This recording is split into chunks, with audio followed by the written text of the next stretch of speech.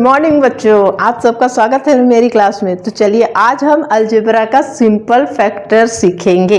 तो चलिए हम शुरू करते हैं। हमारे पास सवाल दिया है सिंपल फैक्टराइजेशन यानी 9x की पावर 2y, इसको हमें फैक्टर्स में लिखना है। तो चलिए हम शुरू करते हैं। तो सिंपल फैक्टर्स में लिखने के लिए हम क्या करेंगे, यहाँ पे सिंपल फैक्टराइजेशन दिया है ना बच्चों, तो हम क्या करेंगे कि 9 को कुछ नहीं करेंगे, 9 इंटू x की पावर 2 है तो x इंटू y लिख देंगे।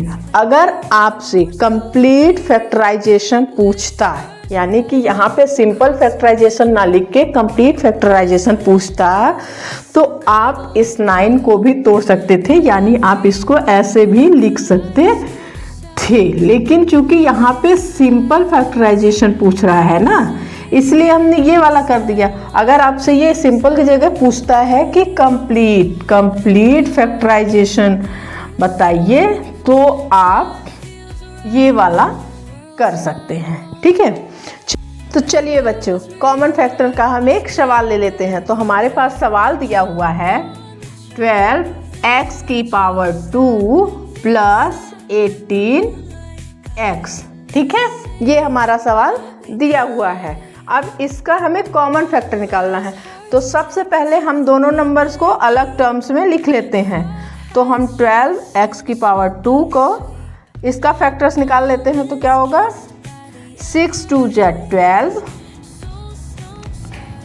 तो x की पावर 2 है तो x मल्टीप्लाई x। अब 18x का लिख लेते हैं। तो 18x का क्या होगा, 18 का 6 3 जा 18 मल्टीप्लाई x, ठीक है। ये हमारा हो गया इसका फैक्टर्स। अब हम देखेंगे बच्चों कि दोनों टर्म में कॉमन क्या है।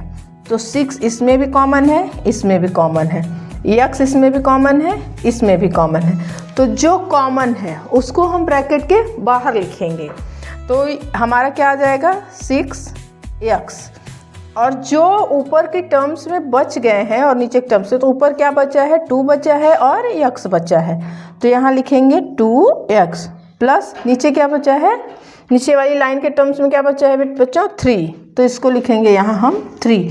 ये हो जाएगा इसका आंसर। तो देखा बच्चों आपने कि सिंपल फैक्टराइजेशन भी कितना सिंपल है और कॉमन फैक्टर निकालना भी कितना सिंपल है। अब मैं आपको एक क्वेश्चन दे देती हूँ जिसका आप मुझे लिख के दिखाना। इसको आप कमेंट में मुझे बताना बच्चों कि इसका फैक्टराइजेशन क्या होगा।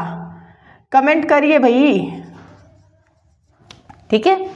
तो प्यारे बच्चों, अगर आपको मेरे पढ़ाने का तरीका अच्छा लग रहा है और वास्तव में आपको समझ में आ रहा है, या आपके पास कोई ऐसे क्वेश्चन है जो आप मुझसे पूछना चाहते हैं, रितु मैम से सीखना चाहते हैं, तो मुझे कमेंट में बताइए। और अगर आपको मेरे पढ़ाने का तरीका अच्छा लग रहा है तो वीडियो को लाइक करिए, सब्सक्राइब करिए एंड शेयर करिए। Bye bye.